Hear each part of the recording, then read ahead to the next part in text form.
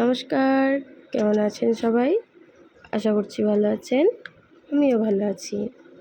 তো এখন বাজে ৬টা। আমি ঘুম থেকে উঠে গেছি।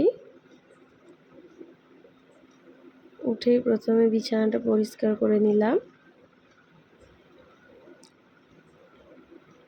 এই যে হয়ে গেছে। এবার ঘরটা ঝাঁট দিয়ে মুছে নিচ্ছি। আমি যেহেতু হাউসওয়াইফ, ওই জন্য প্রতিদিনই একই কাজ। সকালবেলায় উঠো, ঘুম থেকে ঘর পরিষ্কার করো, ঘর মোছো, পুজো করো, স্নান করো, রান্না করো, এগুলোই তো কালকে দুপুরবেলায় জামাগুলো মেলে দিয়েছিলাম, সেগুলো তুলে নিয়ে গুছিয়ে নিলাম। তো ঘরটা গুছিয়ে আমি চলে গেছিলাম নিচে, মুখ ধুয়ে নিচ্ছি।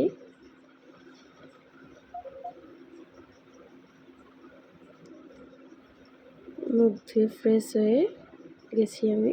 এবার করে নেব ব্রেকফাস্ট। তো আজকে ব্রেকফাস্টে খেলাম আমি রুটি, আলুর তরকারি, লাচ্চা আর শসা ছিল। তো সেই দিয়ে আজকে আমি ব্রেকফাস্ট করে নিলাম। ব্রেকফাস্ট করার পরে একেবারে স্নান করে চলে আসলাম আমি। জামা কাপড়গুলো মেলে দিচ্ছি। তো আমি একেবারে চেঞ্জ করে চলে যাচ্ছি পুজো করতে। আজকে যেহেতু শনিবার, ওই জন্য আমি সব ঠাকুরকে আজকে জবা ফুল দিলাম। যদিও আমি জবা ফুল দিই, আমাদের গাছ আছে একটা জবা ফুলের, অনেক জবাই ফোটে।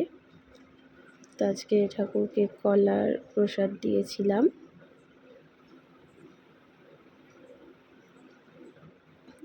ঠাকুরকে মিষ্টি জল দেওয়া হয়ে গেল।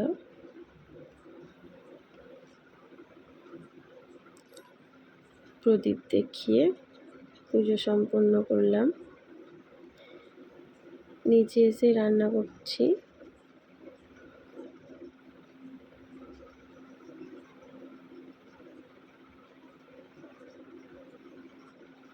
তো আজকে রান্না করছি বেগুন ভাজা, লেলতার শাক, আলু আর সয়াবিন পটল দিয়ে তরকারি, আর করছি বড়ি, আলু, আম দিয়ে টক। যেহেতু আজকে শনিবার নিরামিষ, ওই জন্য আমার বর নিরামিষ খেতে চায় না, ওই জন্য ওর জন্য একটু চিকেন এনেছিল শ্বশুরমশাই, সেটাই ওকে করে দিচ্ছি। তো হয়ে গেছে। নিরামিষগুলো রান্না করার পরেই মাংসটা রান্না করেছিলাম। তো এখন আমি লাঞ্চটা করে নিলাম। খাওয়া শেষ করেই আমি যেখানটা রান্না করেছিলাম সেই জায়গাটা পরিষ্কার করে নিলাম।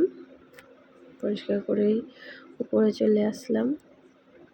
উপরে এসে জামা কাপড়গুলো তুলে নিলাম। তো আমি যাচ্ছি এখন ঘরে। তো আজকের মতো এটুকুই। ভালো থাকবেন, সুস্থ থাকবেন। ধন্যবাদ।